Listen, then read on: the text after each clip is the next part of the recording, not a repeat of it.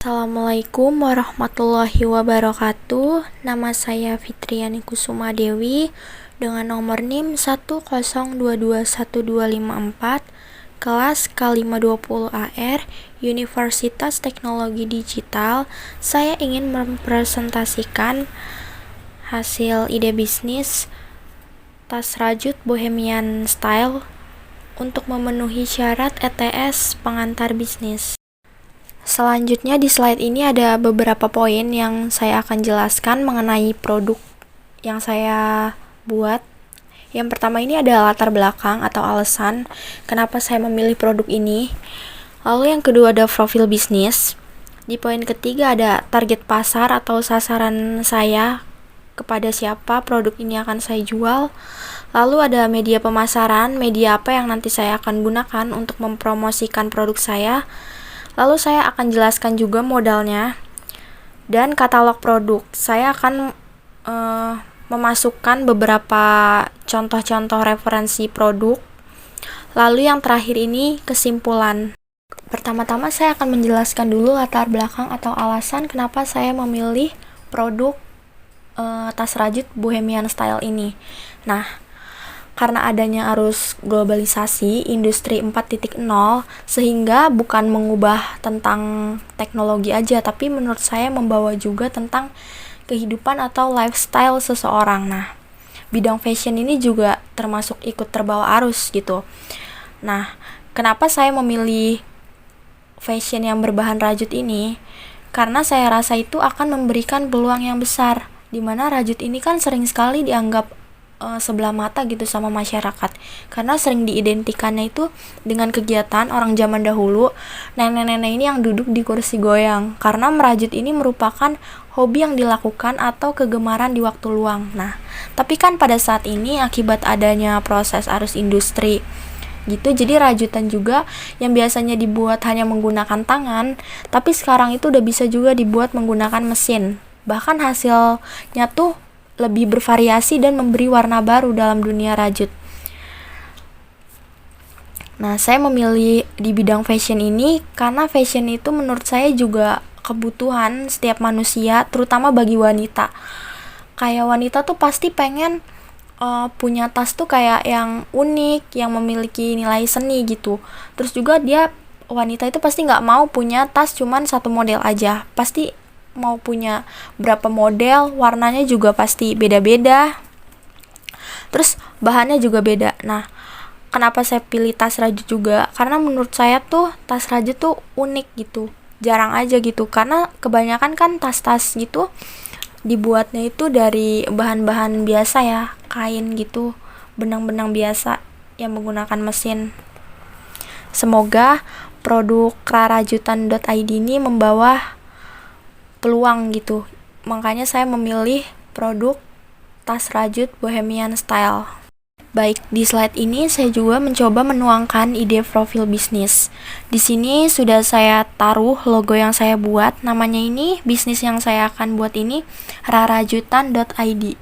Ya, seperti ini logonya, logo benang dan jarum. Lalu rarajutan ini merupakan usaha yang pertama yang saya ingin dirikan. Produk yang saya jual itu di bidang fashion berupa tas unik ala Bohemian Style yang berbahan dasar benang rajut. Rajutan seiring berjalan dengan waktu dikarenakan adanya perkembangan revolusi industri teknologi yang seperti saya sudah jelaskan, yang semakin maju, maka semakin banyak juga model tas yang ditawarkan.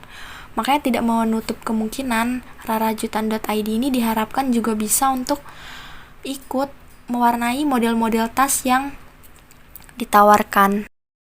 Selanjutnya di slide ini saya coba jelaskan target pasar.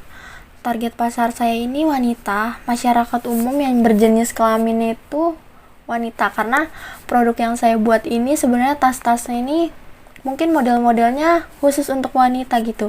Nah, produk fashion benang rajut ini memiliki pangsa pasar mungkin dari anak-anak SMP ya sampai dewasa sekitar umur 30 tahunan, tapi mungkin jika di atas itu yang mau memakai tas benang rajut Bohemian Style ini untuk mempercantik outfitnya juga bisa sih. Nah, Produk fashion tas rajut ini cocok di berbagai kalangan, bisa berada di kalangan menengah ke bawah ataupun menengah ke atas. Karena harganya ini yang saya akan tawarkan mungkin tidak terlalu mahal. Tetapi juga untuk dipakai kalangan menengah ke atas juga bukan produk yang asal-asalan gitu untuk dipakai, karena kualitasnya itu saya akan buat bagus. Jadi walaupun harganya murah tetapi kualitasnya bagus dan juga unik. Di sini saya mencoba menjelaskan ada beberapa media pemasaran yang saya gunakan untuk mempromosikan produk tas rajut bohemian style ini. Di sini ada Twitter, lalu bisa juga menggunakan TikTok, nanti bisa berbelanja lewat TikTok Shop. Lalu Instagram, saya juga akan mempunyai alamat Instagram yang bisa dikunjungi untuk melihat katalog-katalog produk. Lalu juga bisa menggunakan e-commerce seperti Shopee, Lazada, Tokopedia, dan lain-lain. Selanjutnya, berbicara terkait modal. Jadi, sebenarnya ini yang saya tuliskan di PowerPoint ini hanya rincian kecilnya aja untuk memproduksi setiap 20 tas rajut yang berbeda-beda model, karena saya udah coba jabarin yang lebih lengkap untuk berbicara tentang gaji karyawan dan lain-lain itu di paper. Nah, di sini ada biaya produksi. Biaya produksi tas shoulder bag, sling bag, dan tote bag seharga 454.000. Itu dengan biaya 454.000 ini bisa menghasilkan 20 tas rajut. Lalu yang kedua ini ada biaya untuk memproduksi tas serut.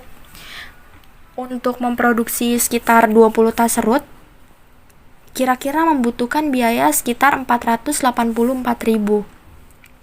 Sehingga kalau dijumlahkan ini untuk memproduksi semua tas, totalnya itu sekitar 938.000 di luar biaya packing. Kalau untuk biaya packing untuk pengiriman online mungkin akan dikenakan biaya tambahan 2.000 setiap per piecesnya.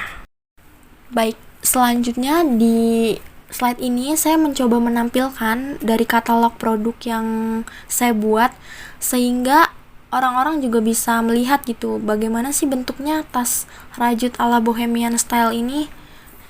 Di sini saya mencoba menampilkan 4 gambar dan 4 model yang berbeda.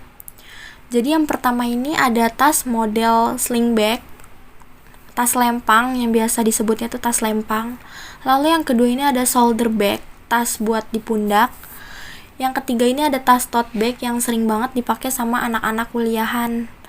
Lalu yang keempat ini ada tas serut. Tas serut ini kecil, jadi dia cocok buat dipakai hangout sama teman-teman atau sama keluarga buat pergi ke mall atau nongkrong di cafe.